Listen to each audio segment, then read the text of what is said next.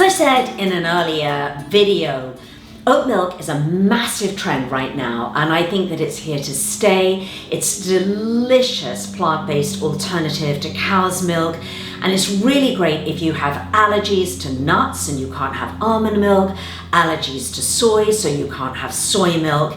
It might be a really good option for you. Fortunately, it's extremely easy to make. So let's get going with this DIY.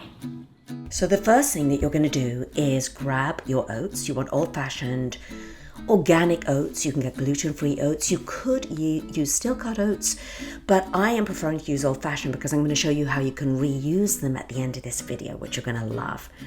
So you're going to rinse them off with cold water. And I do this because you can see that starchy residue that's coming out, and that can make your oat milk a little bit slimy, so we want to avoid that. So give it a good shake. And then you're going to just empty them into a glass measuring jug, really, really easy. And then you're going to add about 2 cups of filtered cold water. Use filtered water because we don't want chlorine or other contaminants in your water. Try and avoid that when cooking. And then this is a little trick. I add some flaxseed sometimes, about 1 teaspoon of ground flaxseed. And I just stir it in because it makes your finished oat milk a little bit thicker.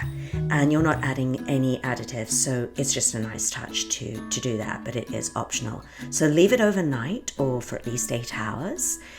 And then, as I mix this up, you're going to see that I basically have oat milk, and my oats have gone sort of mushy, which is exactly what I want them to, because you're going to be really excited. I'm going to show you how to reuse them. And then I've got a nut milk bag. This is a large, you can get small or large. I got a large one, I use it a lot. I make a lot of nut milks. And you're simply gonna strain it. And this is so easy to do. So you just pop it in a bag.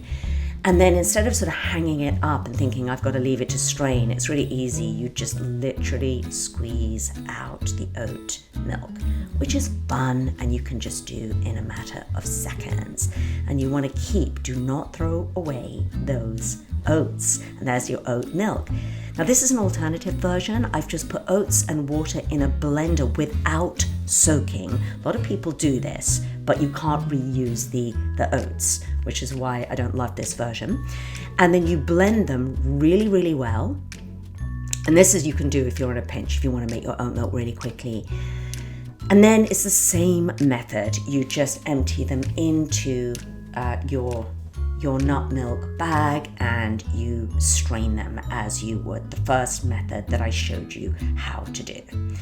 But you're not going to be able to reuse those ground up oats unless you wanted to dehydrate it and make an oat flour, but that is quite labor intensive. That's not for everybody. So again, I want to show you this method. So this is back to my old method, and here is the oat milk that you can just chill right away. But I do like to add a little bit of flavoring to it. So I'm adding a tiny little bit of sea salt, just a pinch. This is in about 2 cups of oat milk. And for 2 cups, a little sweetener, I add a pitted medjool date. You will have to blend it really, really well to break up the date. And then you freeze it, refrigerate it. So now here's for my overnight oatmeal. This is how I reuse them. Those smushed up oats, you've already got overnight oatmeal. So I just pop it into a mason jar, and I just love overnight oatmeal. I like to take it to work with me, give it to my daughter for school. You can flavor it however you want to. I add Ceylon cinnamon, lowers blood sugar, just so delicious. Just mix that in. You could add some ground turmeric if you wanted to. I add chopped up dates because they're chewy and so sweet, and some toasted walnuts because they are really good for disease prevention, and add a little bit of a crunch to your overnight oatmeal, which is fantastic. And then I top it with fresh fruit. My favorite fresh fruit is organic raspberries, so I have those only when they're in season. You could do blueberries, mango, whatever you like, and sometimes I eat it right away because it's so delicious, or I'll pop a lid on it and refrigerate it, and it stays good in your fridge for up to 2 days.